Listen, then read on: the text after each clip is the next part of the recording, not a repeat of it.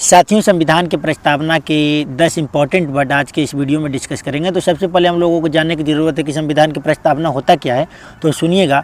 हम भारत के लोग भारत को एक संपूर्ण प्रभुत्व, संपन्न, समाजवादी, पंथनिरपेक्ष, लोकतंत्रात्मक गणराज्य बनाने के लिए तथा उसके समस्त नागरिकों को सामाजिक, आर्थिक और राजनैतिक न्याय तथा विचार, अभिव्यक्ति, विश्वास, धर्म और उपासना की स्वतंत्रता तथा प्रतिष्ठा और अवसर की क्षमता प्राप्त कराने के लिए तथा उन सब में व्यक्ति की गरिमा और राष्ट्र की एकता तथा अखंडता को सुनिश्चित करने वाली बंधुता बढ़ाने के लिए दृढ़ संकल्प होकर अपनी संविधान सभा में तारीख 26 नवंबर 1949 को मिति मार्गशीर शुक्ल सप्तमी संवत 2006 विक्रमी एतद द्वारा इस संविधान को अंगीकृत, अधिनियमित और आत्मर्पित करते हैं।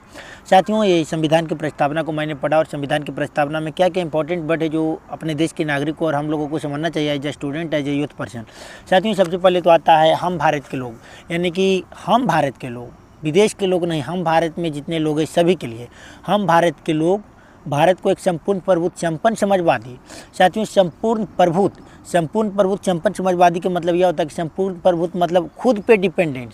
हम अपने लोगों के लिए मैं खुद पॉलिसी ला सकता हूँ। अपने देश में जो पार्लियामेंट में बैठे लीडर है वो खुद पॉलिसी ला सकते हैं, अपने लोगों के लिए कानून बना सकते हैं और अपने लोगों को देख सकते हैं।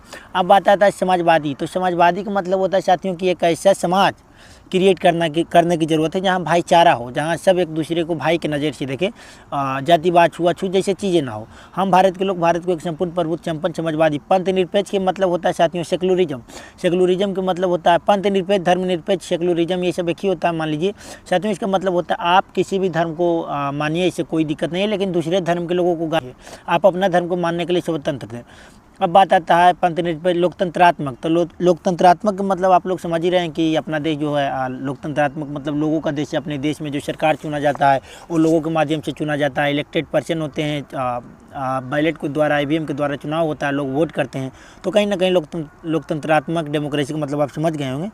आगे आता है साथियों हम भारत के लोग भारत को एक संपूर्ण प्रभुत्व, संपन्न, समाजवादी, पंथनिरपेक्ष, लोकतंत्रात्मक। ये साथियों ये सब वर्ड जो हैं कई वर्ड हैं।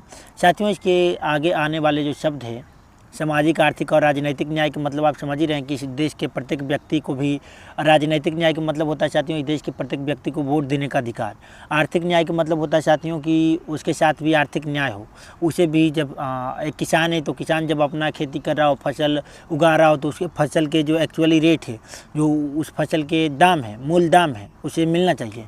तो कहीं ना कहीं आर्थिक, राजनीतिक और सामाजिक मतलब समझ ही रहे। सामाजिक न्याय का मतलब भाईचारे का कामयाब हो, जो एक समाज में किसी के साथ छुआछूत, अनटचेबिलिटी, भेदभाव ना हो। तो साथियों कहीं ना कहीं ये सब इम्पोर्टेंट वर्ड है और ये सब लेते हुए डॉक्टर अम्बेडकर या सब कॉन्स्टिट्यूशनल असेंबली में लोगों ने शपथ दिलाया कि कॉन्स्टिट्यूशनल असेंबली में शपथ दिलाया गया कि ये सब चीज़ों को लेकर के अंगीकृत, अधिनियम और आत्मर्पित करते हैं अपने संविधान को। तो कहीं ना कहीं हमारे कॉन्स्टिट्यूशनल असेंबली में जो हमारे पूर्वजों ने, आपके पूर्वजों ने इस चीज़ को लेकर के शपथ लिया था। क्यों?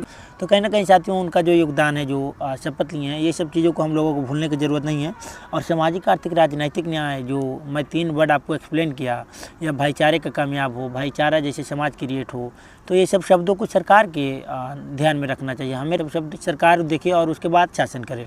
कोई धर्म जाति के नेता हो, ये ऐसे ऐसे शब्द को अपने ध्यान में रखते हुए लोगों के लिए कानून लाए, पॉलिसी लाए। माइनॉरिटी का भी प्रस्तावना में जगह दिया गया है, संविधान में जगह दिया है। तो कहीं ना कहीं ऐसी चीज़ों को हम लोगों को कंसीडर करने की ज़रूरत है और लोगों तक पहुंचाने की ज़रूरत है। तब तक वीडियो को लाइक कीजिए और चैनल को सब्सक्राइब कीजिए। मेरा नाम है राकेश ग्वाला। धन्यवाद।